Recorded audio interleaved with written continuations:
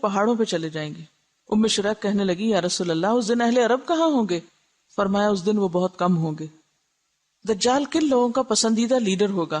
آپ صلی اللہ علیہ وسلم نے فرمایا اصفہان یعنی اصفہان کے 70,000 یہودی دجال کی پیروی کریں گے جن پر سیاہ چوغے ہوں گے، وہ اس کو اپنا سردار مان لیں گے۔ آپ نے فرمایا دجال ایک مشرقی علاقے سے خروج کرے گا جسے خراسان یعنی موجودہ افغانستان کا آس پاس کا علاقہ کہتے ہیں۔ اس دجال کی پیروی کچھ ایسی قومیں کریں گی جن کے چہرے کوٹی ہوئی ڈھالوں کی طرح چپٹے یا طے برطے ڈھالوں جیسے ہوں گے۔ ڈھال کبھی دیکھیے، شیلڈ جو ہوتی ابری بھی ہوتی ہے نا، ذرا ڈیزائن بھی ہوتے ہیں بعض اوقات اس میں، تو اگر کوٹ دیا جائے اس کو تو کیا ہوتا ہے، چپٹے اسٹریٹ ہو جائے، ڈیزائن جو ہے وہ بیٹھ جاتے ہیں۔ تو آپ نے کیا فرمایا کہ دجال کی پیروی ایسی قومیں کریں گی جن کے چہرے کوٹی ہوئی ڈھالوں کی طرح چپٹے ہوں گے۔ دجال بیت اللہ اور بیت المقدس میں داخل نہیں ہو سکتا۔ حضرت انس بن مالک سے روایت ہے اللہ کے رسول صلی اللہ علیہ وسلم نے فرمایا مکہ اور مدینہ کے سوا ہر شہر کو دجال روندے گا، کوئی شہر نہیں بچے گا۔ مکہ اور مدینہ کے آس پاس فرشتے یعنی گارڈ کر رہے ہوں گے اس کو، اور وہ داخل نہ ہو سکے گا۔ مدینہ کی زمین 3 مرتبہ کانپے گی دجال کے خروج کے بعد، جس سے ایک ایک کافر منافق اللہ تعالیٰ وہاں سے نکال کے باہر پھینک دے گا، یعنی پھر وہ سب بھاگ جائیں گے، مدینہ سے ہی بھاگ جائیں گے، اور باہر جا کے پھر ظاہر ہے دجال کے فتنے کا شکار ہوں گے۔ اللہ کے رسول صلی اللہ علیہ وسلم نے فرمایا دجال مرقنات مدینہ کے قریب ایک وادی ہے، اس کی دلدلی زمین پر پڑاؤ کرے گا تو سب سے زیادہ عورتیں اس کی طرف نکلیں گی، یہاں تک کہ آدمی اپنی بیوی، ماں، بہن، بیٹی، چچی، پھپھی وغیرہ کے پاس جائے گا اور انہیں رسیوں سے باندھے گا کہ مبادہ وہ دجال سے نہ جا ملے۔ ضعیف الاعتقاد ہوتی ہے نا عورتیں۔ دجال خدائی کا دعویٰ کرے گا، اسی لیے پیچھے والی حدیثوں میں آتا ہے کہ رب کانا نہیں، رب ایسا نہیں، رب ایسا نہیں۔ دجال اور اس کا لشکر ہلاک ہو جائے گا۔ آپ صلی اللہ علیہ وسلم نے فرمایا تم مسلمان اہل عرب سے لڑو گے، اللہ تعالیٰ تمہیں فتح سے نوازیں گے، پھر تم فارس ایران سے لڑو گے، اللہ تعالیٰ تمہیں فتح عطا فرمائیں گے، پھر اہل روم سے لڑو گے، اللہ تعالیٰ تمہیں فتح عطا کریں گے، حضرت عمر کے زمانے میں مکمل ہو گیا تھا، پھر تم دجال سے لڑو گے، اللہ تعالیٰ تمہیں اس پر بھی فتح عطا فرمائیں گے۔ اللہ کے رسول صلی اللہ علیہ وسلم نے فرمایا معراج کی رات میری ملاقات حضرت ابراہیم، موسیٰ اور عیسیٰ علیہ السلام سے ہوئی تو قیامت کی بات چل نکلی۔ سب نے حضرت ابراہیم کی طرف معاملہ کر دیا تو انہوں نے کہا مجھے اس کا علم نہیں۔ پھر بات موسیٰ تک پہنچی، انہوں نے بلا علمی کا مظاہرہ کیا۔ پھر عیسیٰ علیہ السلام پہ بات پہنچی، انہوں نے کہا کہ قیامت کے وقوع کا حتمی علم اللہ کے سوا ہم میں سے کسی کو نہیں، البتہ اللہ تعالیٰ نے جو میرے ساتھ دنیا میں دوبارہ بھیجنے کا وعدہ فرمایا ہے وہ یہ ہے کہ دجال نکلے گا اور میرے پاس 2 چھڑیاں ہوں گی، تو جب وہ مجھے دیکھے گا تو اس طرح پگھلے گا جیسے سیسا پگھلتا ہے، یعنی میلٹ ہو جائے گا، اللہ تعالیٰ اسے ہلاک فرما دیں گے، یہاں تک کہ شجر و حجر پکار اٹھیں گے کہ میرے پیچھے کافر ہے، ادھر آؤ، اسے مار ڈالو۔ اس طرح اللہ ان سب کو ہلاک کر دیں گے۔ اور یہ جو دجال کو تلاش کریں گے عیسیٰ علیہ السلام اور ماریں گے تو یہ لد کے مقام پر ہوگا، فلسطین میں ایک جگہ کا نام ہے لد، آج کل وہاں ایئرپورٹ بن گیا ہے۔ فتنہ دجال کی لپیٹ میں آنے والے سب سے زیادہ یہودی ہوں گے، پھر اجمی، ترکی، جاہل گمار عورتیں، سب منافق کافر، یہ لوگ فتنے کا شکار زیادہ ہوں گے۔ دجال سے بچاؤ کے طریقے، پہلی بات یہ کہ اس کا انکار، پھر سورۃ الکہف کی ابتدائی 10 آیات، ان کو حفظ کر لینا چاہیے، کوشش کریں دن کے کسی ایک نماز میں پڑھ لیں۔ اور فرمایا جو شخص تم میں سے دجال کا سامنا کرے وہ سورۃ الکہف کی ابتدائی آیات پڑھ لے۔ ایک اور جگہ فرمایا جس نے یہ 10 آیات تلاوت کی وہ دجال کے فتنے سے بچا لیا گیا۔ ایک اور روایت سے یہ بھی پتہ چلتا ہے کہ جس نے سورۃ الکہف کی کوئی بھی 10 آیات یاد کر لی، پہلی یا آخری یا بیچ کی، تو وہ محفوظ ہو گیا۔ اب سوال یہ پیدا ہوتا ہے کہ ایک روایت میں آتا ہے پہلی 10، دوسری میں آتا ہے آخری 10، پھر آتا ہے کوئی بھی 10، اس سے کیا مسئلہ پتہ چلتا ہے؟ کہ قرآن سارے کا سارا ہی ایک طرح سے کیا ہے؟ شفا ہے۔ یہ جو عام طور پر ہم مخصوص آیتوں کو محدود کر لیتے ہیں، یہ بس لوگوں کے اپنے اپنے تجربے ہیں، لیکن کسی دوسرے کو اس کا پابند نہیں بنایا جا سکتا۔ اور اگر اس کا نام لیا بھی گیا یا پہلی 10 آیتیں یا آخری، تو اس میں اصل میں دیکھنا یہ چاہیے کہ مطلب کیا ان آیتوں کا، کس کانٹیکس میں بات ہو رہی ہے۔ دولت فتنہ ہے، حکومت فتنہ ہے، علم فتنہ ہے، تو مختلف فتنوں سے بچنے کی بات ہے سورت کا۔ کہیں سے بھی 10 آیتیں اٹھائیں گے تو فتنے سے بچنے کی تعلیم مل جائے گی آپ کو، اسپیشلی پہلی 10 جو ہے۔ تو اگر دجال کے فتنے سے بچنے کے لیے آپ صلی اللہ علیہ وسلم نے اس کو عام کر دیا کہ کوئی بھی 10 آیتیں لے لو، تو پھر کہاں سے جواز ملتا ہے کہ کوئی ایک ہی آیت لے کے اسی کے اندر یہ سمجھو کہ اسی سے ہی مسئلہ حل ہونا ہے اور اسی کو ہی بار بار پڑھو؟ دیکھیے کہ کیا ایسا نہیں ہوتا کہ آپ کے ذہن میں کوئی سوال ہوتا ہے، کوئی پریشانی ہوتی ہے، آپ قرآن کہیں سے بھی کھولتے ہیں، تھوڑی دیر پڑھتے ہیں تو آپ کو وہیں سے جواب آنا شروع ہو جاتا ہے. یہ نہیں ہوتا کہ اسی خاص جگہ سے کہیں سے بھی آپ کو قرآن پورے کا پورا شفا ہے. ٹھیک ہے، وَنُنَزِّلُ مِنَ الْقُرْآنِ مَا هُوَ شِفَاءٌ وَرَحْمَةٌ، اور سورۃ الفاتحہ کو خاص طور پر شفا کہا گیا. اور معوذتین وہ صورتیں ہیں کہ جو آپ صلی اللہ علیہ وسلم اپنی بیماری کے موقع پر خود پہ پڑھ کے تو ہاتھ پھیرا کرتے تھے. ایک روایت میں آتا ہے دجال کہے گا میں تمہارا رب ہوں، اور جس نے کہا تو ہمارا رب نہیں، ہمارا رب تو اللہ ہے اور اسی پہ ہم توکل اور بھروسہ کرتے ہیں اور تیرے شر سے اللہ کی پناہ مانگتے ہیں، اس شخص پر دجال کا زور یا اس کا فتنہ اثر نہیں کرے گا. تو اصل ضرورت کس بات کی ہے پھر؟ کیا کرنے کی؟ ایمان درست کرنے کی. اور سچے اور مخلص مسلمان کو دجال کوئی نقصان نہ دے سکے گا.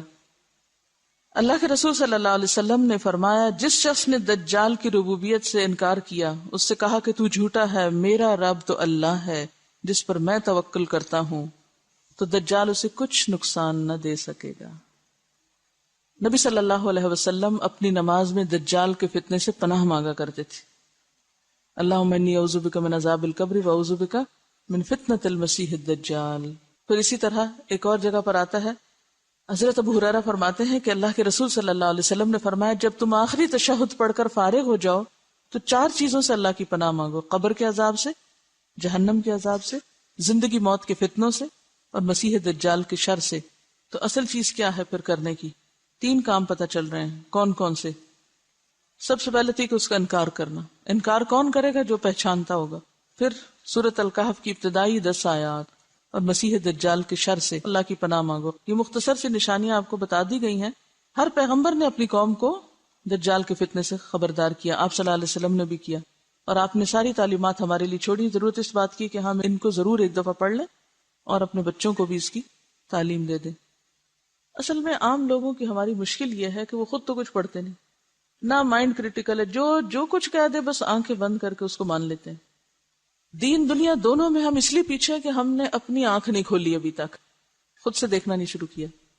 اسپون فیڈنگ ہو رہی، جو کھلا دے کھا لیا. خود تو کتاب کہاں پڑھیں گے؟ جو بتا دے سن لیا. دیکھیے ایک بات ہمیشہ یاد رکھیں، نہ ہمارے ماں باپ نے ہمارے کام آنا ہے، نہ ہماری اولاد نے ہمیں بچانا ہے، نہ ہمارے دوستوں نے ہمارے آگے کھڑے ہونا ہے، اور نہ ہی کسی اسکالر اور نہ ہی کسی استاد اور نہ ہی کسی بزرگ نے آپ کا دامن تھامنا ہے. اکیلے اپنا حساب دینا ہوگا. کام کسی نے بھی نہیں آنا. اس لیے جب انسان کو پتہ چلے نا میں اکیلا ہوں، تو اس وقت اس کا پھر طرز عمل کیا ہوتا ہے؟ اس کے سارے سینسز جاگ اٹھتے ہیں، پوری طرح جاگ اٹھتا ہے. اور جب پتا ہونا یہ بھی ساتھ ہے ہوئی جو بھی، تو دوسروں پہ ڈیپینڈ کرتا ہے. سہولت پسند ہے نا. دوبارہ سنیے قرآن اور پھر مزید بات کرتے ہیں. ان آیات کا مرکزی نقطہ، فتنہ دجال سے حفاظت کیسے، یا فتنہ دجال سے بچنے کا نسخہ، فتنہ دجال سے بچنے کے طریقے. ہمارے پیارے رسول صلی اللہ علیہ وسلم نے بہت پہلے ہمیں ایک بہت راز کی بات بتائی تھی کہ دیکھو لوگو، دنیا میں ایک بہت بڑی مصیبت آنے والی. جن کو تو علم ہے کہ دجال کیا چیز ہے، وہ تو اس سے بچنے کے لیے ان آیات کو بس یوں پکڑ لیں گے. اچھا یہ بچانے والی آیتیں، کیونکہ جنتر منتر نہیں دیا جا رہا، اس میں وہ نسخہ بتایا جا رہا ہے، وہ طریقے بتائے جا رہے ہیں. یہ کر لو گے تو دجال سے بچ جاؤ گے. دجال تو ایمان کا دشمن ہے، اس کے سامنے ایمان بچانا مشکل ہوگا. ٹھیک ہے.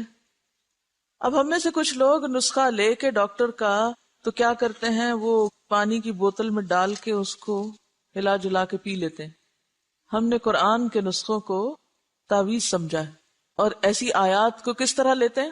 یہ آیت فلاں بیماری سے بچانے والی ہے، یہ آیت فلاں کام نکلوانے والی ہے، لہٰذا کیا کرو، 1000 دفعہ یہ آیت پڑھ لو.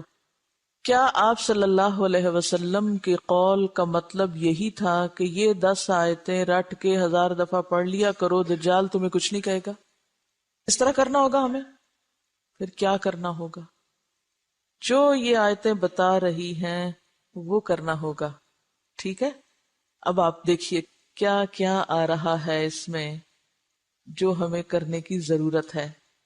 سب سے پہلے الحمد للہ الذی انزل علی عبدہ الکتاب ولم یجعل لہ عوجا. تعریف اللہ کے لیے ہے جس نے اپنے بندے پر یہ کتاب نازل کی اور اس میں کوئی ٹیڑھ نہیں رکھی.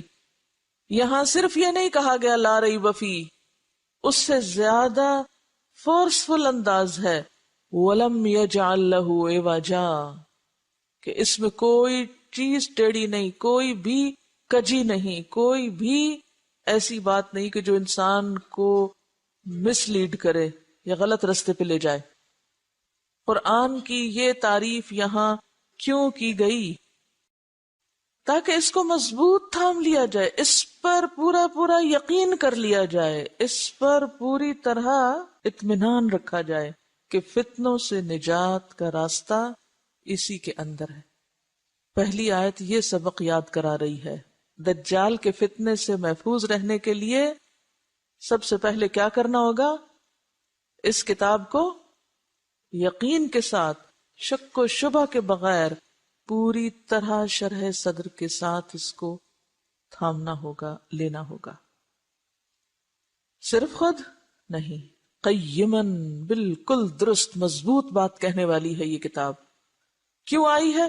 لِيُنذِرَ بَأْسًا شَدِيدًا مِن لَدُنْ، تاکہ اللہ کے ہاں جو سخت عذاب ہے اس سے لوگوں کو خبردار کیا جائے.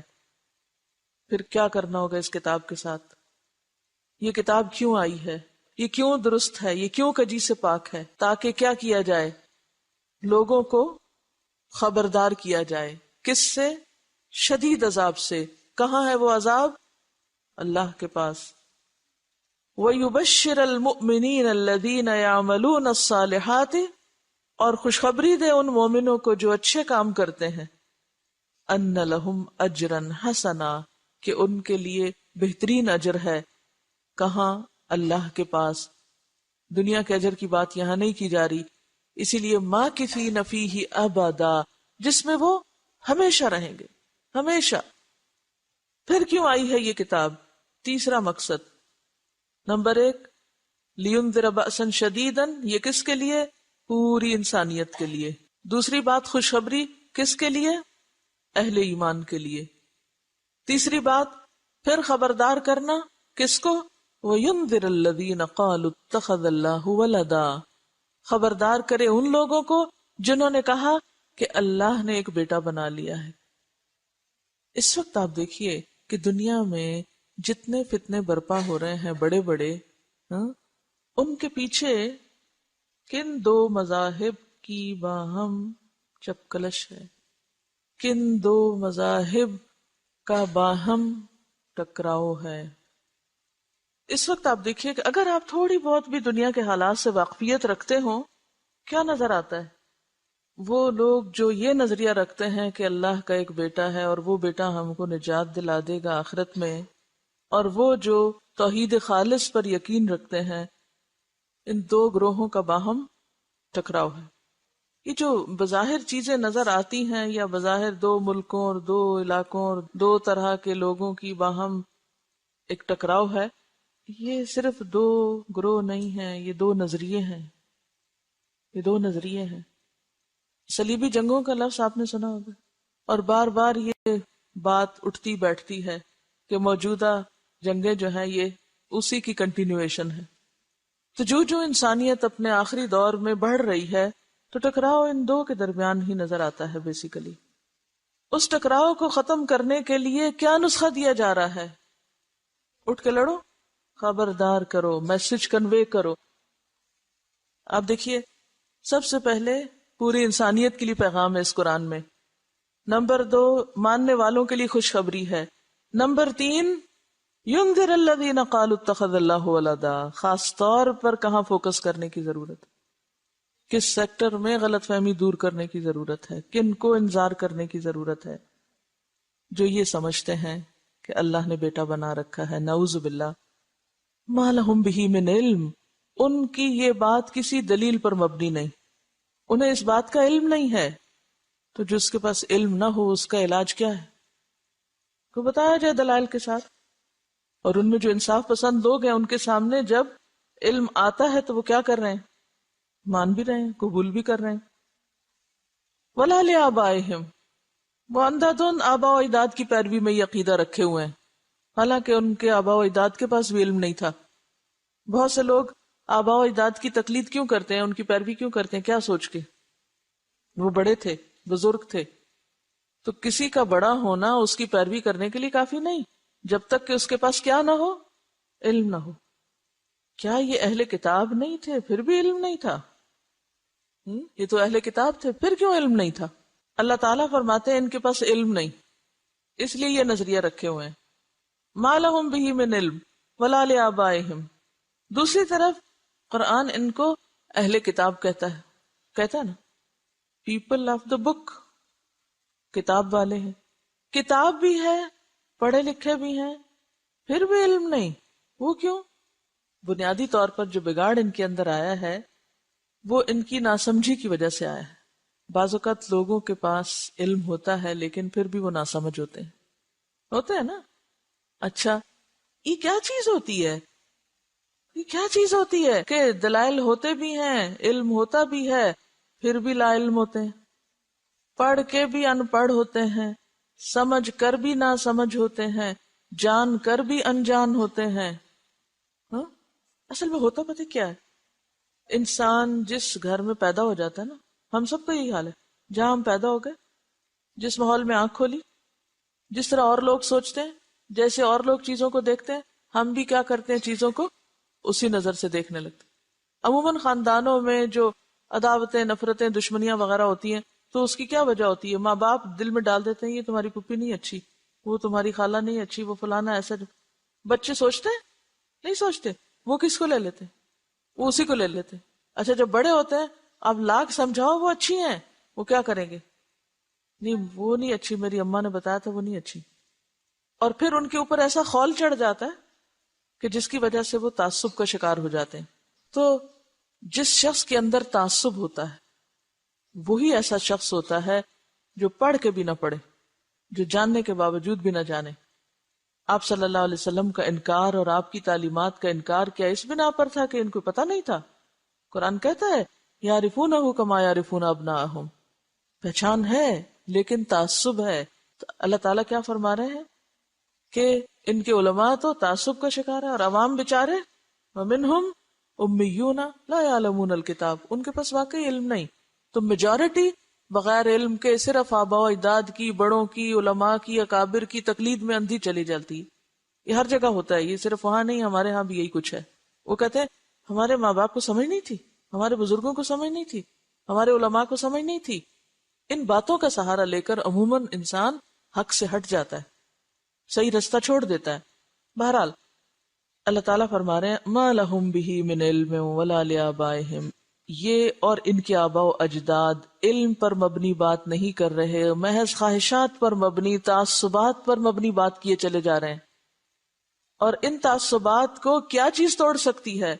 آخرت کا خوف.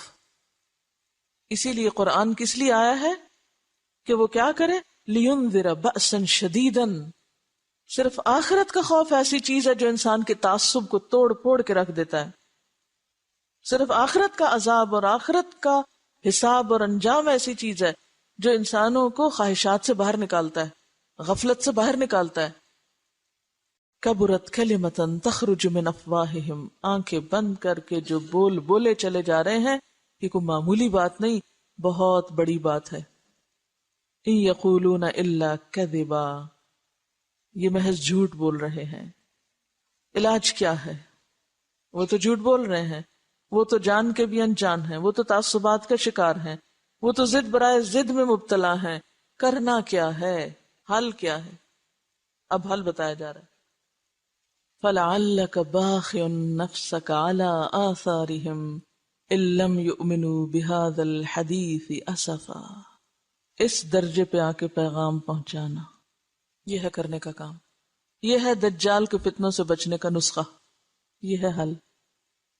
فَلَعَلَّكَ بَاخِعٌ نَفْسَكَ عَلَىٰ آثَارِهِمْ، جب تک پیغام پہنچانے والے کے اندر اتنی شدید تڑپ اور اتنی خیر خواہی اور اس درجے کی تکلیف نہیں اٹھتی کہ لوگ عذاب کا شکار ہو جائیں گے، لوگ بھٹک رہے ہیں، لوگ مصیبت میں پڑ رہے ہیں، مجھے اپنی ذمہ داری ادا کرنی ہے. جب تک یہ درد نہیں آئے گا لوگوں کے لیے، اس قرآن کی تعلیم عام نہیں ہو سکتی. یہ کتاب دنیا کے ہر بندے کے ہاتھ تک نہیں پہنچ سکتی، ان کے کانوں تک نہیں پہنچ سکتی. اللہ کے رسول صلی اللہ علیہ وسلم نے اس درجے پہ آ کے کام کیا تھا جب دین پھیلا تھا.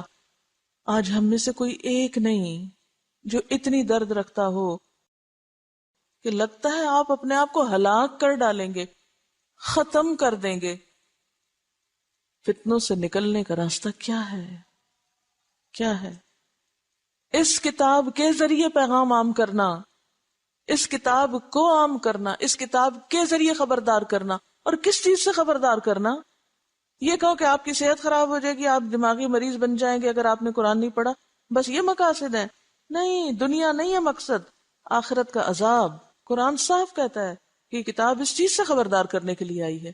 جو لوگ اندھیرے میں ہیں، آنکھیں بند کیے ہوئے ہیں، غفلت میں دوڑے چلے جا رہے ہیں اور آگے کھڈا اور گرنے لگے ہیں. ذرا تھوڑی دیر کے لیے سوچئے، اگر آپ کے سامنے کسی برج پر کوئی شخص تیز گاڑی لے جا رہا ہے اور آپ کو پتہ ہے آگے برج ٹوٹا ہوا ہے، تو آپ کے دل کی کیفیت کیا ہوگی؟ آرام سے بیٹھے رہیں گے، اپنی گاڑی چلاتے رہیں گے، ٹھیک ہے وہ گر جائے مر جائے، میرا کیا، مجھے تو پتا ہے ٹوٹا ہوا ہے، میں تو بچ جاؤں. ایسا کر سکتے ہیں ہم؟ اگر آپ کے سامنے وہ کوئی اوپر سے گر رہا ہو چھت سے، آپ کہیں پاگل ہے گرنے دو، میں تو اپنا پڑھ رہا ہوں کتاب، میرے آج کے نفل رہتے ہیں ابھی، اور میرا ابھی آج کا وظیفہ ہی نہیں پورا ہوا، اچھا گرنے دو، میں کیا کروں؟ ہم یہ طریقہ اختیار کیے ہوئے انسانیت کے ساتھ. ہم کہتے ہیں جہنم میں جاتے ہیں، جائیں جہنم میں پڑھ رہا ہوں، میں اپنا ذکر کر رہا ہوں. آج امت مسلمہ نے اس چیز کو دین بنا رکھا ہے. اپنے حجروں میں، اپنی مسجدوں میں، اپنے مدرسوں میں، اپنے علاقوں میں، اپنے گھروں میں، اپنے شہروں میں امن چین سے بیٹھے ہوئے ہیں. انسانیت اس رستے پہ دوڑ رہی ہے جس کا پل ٹوٹا ہوا اور وہ نیچے گرنے والی ہے، اور ہم میں کوئی تڑپ نہیں. آپ کے سامنے کوئی بچہ کنویں میں جا گرے، کچھ نہیں ہوگا آپ کو، لیکن ہم نے آخرت اس جہنم کے گڑھے کو کنویں سے بھی کم چیز سمجھا ہوا ہے کہ لوگ اپنے غلط عقائد، غلط اعمال، غلط اخلاق کی وجہ سے اس میں گرتے چلے جائیں. ہمارے دل میں کوئی درد ہی نہ اٹھے، اور نہ کوئی اٹھتی ہے. اور اگر کوئی اٹھنے لگے تو کہیں اتنے بھی ٹو مچ نہیں کرو، تھوڑا تھوڑا کرو، کیا ہوا؟ کیونکہ ہم نے اس دنیا کو گھر بنا لیا نا. ہم سمجھتے ہیں ساری کامیابی یہاں کی کامیابی. وہ بھول گئے ہیں کہ وہاں بھی کچھ پوچھ گچھ ہوگی. ہمیں اپنے گھر والوں سے محبت ہے. اگر ہمارے گھر والوں میں سے خدا نہ خواستہ کسی کو چھوٹا سا بھی کوئی نقصان ہو جائے، ان کا ایکسیڈنٹ ہو جائے، آپ یہاں بیٹھے ہوئے ہیں، اتنے میں کوئی آ کے آپ کو بتاتا ہے تمہیں پتا ہے وہ تمہارا بھائی ایکسیڈنٹ میں فوت ہو گیا، کیسی تکلیف اٹھے گی. میرا بھائی، سب کچھ چھوڑ چھاڑ کے کیا کریں گے؟ کہیں اچھا میں نے ابھی لنچ نہیں کیا، ذرا ٹھہر جاؤ، میں ذرا یہ بھی کر لوں اور میں وہ بھی کر لوں. کریں گے؟ کیوں؟ اس لیے کہ بھائی سے محبت ہے. انسانوں سے محبت نہیں ہے. سب جھوٹے دعوے ہیں ہمیں انسانوں سے محبت ہے. اگر آپ کو انسانوں سے محبت ہو نا، آپ نے دیکھ کے آپ کے اندر سے ہوکے اٹھے اور آپ کو چین نہ آئے کہیں. ہمیں کوئی محبت نہیں انسانوں سے. اسی لیے تو چھوٹی چھوٹی بات پہ جھگڑنے بیٹھ جاتے ہیں، چھوٹی چھوٹی باتوں پہ غیر ضروری چیزوں میں جا پھنستے اور الجھتے ہیں. جو کرنے کا کام ہے وہ آنکھوں سے اوجھل ہے. وہ اپنی رعایت کے مطابق کرنا چاہتے ہیں، پھر کہتے ہیں یا اللہ وہ ہم 10 آیتیں پڑھ لیں گے نا، آپ ہمیں فتنہ سے بچا لینا. یہ دجال کا فتنہ تو سارے شہر میں آگ لگنے سے بڑا فتنہ ہے. وآخر دعوانا ان الحمد للہ رب العالمین. سبحانک اللہم وبحمدک، نشہد ان لا الہ الا انت، نستغفرک ونتوب الیک. پہچاننے کی نظر کب مفقود ہو جاتی ہے انسانوں سے؟ کب آپ حقائق کو نہیں پہچان پاتے؟ کب سمجھ میں نہیں آتا؟ جب کوئی تعصبات کے، خواہشات کے پردے آپ کے آگے آئے ہوئے ہوتے ہیں. تو فتنہ دجال میں ایک فتنہ تو یہی ہے نا کہ اس کے پاس اتنا کچھ ہوگا کہ لوگ اس سے اتنے مروب ہو جائیں گے. آج بھی تو کیا ہوتا ہے، جس کے پاس چند ایک چیزیں کچھ ہوں تو ہم مروب ہو جاتے ہیں. جب مروب ہوتے ہیں تو ہمیں اس کی غلطی بھی غلطی نظر نہیں آتی، اس کی غلطیوں کو بھی ہم اپریشیٹ کرنے لگتے ہیں. یہی ظاہر نگاہ ہونا ہے. پھر دجال کی جنت اور جہنم ہوگی، یعنی جیسے وہ ٹھنڈا پانی اور جلانے والی آگ اس کے ساتھ ساتھ ہوگی. آپ صلی اللہ علیہ وسلم نے فرمایا پھر دجال نکلے گا، اس کے ساتھ ایک نہر اور ایک آگ ہوگی. جو شخص اس کی آگ میں داخل ہوا اس کے لیے اجر و ثواب واجب ہو گیا اور اس کے گناہ معاف کر دیے گئے، اور جو شخص اس کی نہر میں داخل ہوا اس پہ گناہ لاد دیے گئے اور اس کا اجر مٹا دیا گیا. اس سے پہلے اگر اس نے کوئی نیک کام کیے بھی تھے تو ختم ہو جائیں گے. دجال سے بچنے کے لیے لوگ پہاڑوں پہ چلے جائیں گے. ام شریک کہنے لگی یا رسول اللہ اس دن اہل عرب کہاں ہوں گے؟ فرمایا اس دن وہ بہت کم ہوں گے۔ دجال کن لوگوں کا پسندیدہ لیڈر ہوگا؟ آپ صلی اللہ علیہ وسلم نے فرمایا اصفہان یعنی اصفہان کے 70,000 یہودی دجال کی پیروی کریں گے جن پر سیاہ چوغے ہوں گے، وہ اس کو اپنا سردار مان لیں گے۔ آپ نے فرمایا دجال ایک مشرقی علاقے سے خروج کرے گا جسے خراسان یعنی موجودہ افغانستان کا آس پاس کا علاقہ کہتے ہیں۔ اس دجال کی پیروی کچھ ایسی قومیں کریں گی جن کے چہرے کوٹی ہوئی ڈھالوں کی طرح چپٹے یا طے برطے ڈھالوں جیسے ہوں گے۔ ڈھال کبھی دیکھیے، شیلڈ جو ہوتی ابری بھی ہوتی ہے نا، ذرا ڈیزائن بھی ہوتے ہیں بعض اوقات اس میں، تو اگر کوٹ دیا جائے اس کو تو کیا ہوتا ہے، چپٹے اسٹریٹ ہو جائے، ڈیزائن جو ہے وہ بیٹھ جاتے ہیں۔ تو آپ نے کیا فرمایا کہ دجال کی پیروی ایسی قومیں کریں گی جن کے چہرے کوٹی ہوئی ڈھالوں کی طرح چپٹے ہوں گے۔ دجال بیت اللہ اور بیت المقدس میں داخل نہیں ہو سکتا۔ حضرت انس بن مالک سے روایت ہے اللہ کے رسول صلی اللہ علیہ وسلم نے فرمایا مکہ اور مدینہ کے سوا ہر شہر کو دجال روندے گا، کوئی شہر نہیں بچے گا۔ مکہ اور مدینہ کے آس پاس فرشتے یعنی گارڈ کر رہے ہوں گے اس کو، اور وہ داخل نہ ہو سکے گا۔ مدینہ کی زمین 3 مرتبہ کانپے گی دجال کے خروج کے بعد، جس سے ایک ایک کافر منافق اللہ تعالیٰ وہاں سے نکال کے باہر پھینک دے گا، یعنی پھر وہ سب بھاگ جائیں گے، مدینہ سے ہی بھاگ جائیں گے، اور باہر جا کے پھر ظاہر ہے دجال کے فتنے کا شکار ہوں گے۔ اللہ کے رسول صلی اللہ علیہ وسلم نے فرمایا دجال مرقنات مدینہ کے قریب ایک وادی ہے، اس کی دلدلی زمین پر پڑاؤ کرے گا تو سب سے زیادہ عورتیں اس کی طرف نکلیں گی، یہاں تک کہ آدمی اپنی بیوی، ماں، بہن، بیٹی، چچی، پھپھی وغیرہ کے پاس جائے گا اور انہیں رسیوں سے باندھے گا کہ مبادہ وہ دجال سے نہ جا ملیں۔ ضعیف الاعتقاد ہوتی ہے نا عورتیں، دجال خدائی کا دعویٰ کرے گا، اسی لیے پیچھے والی حدیثوں میں آتا ہے کہ رب کانا نہیں، رب ایسا نہیں، رب ایسا نہیں۔ دجال اور اس کا لشکر ہلاک ہو جائے گا۔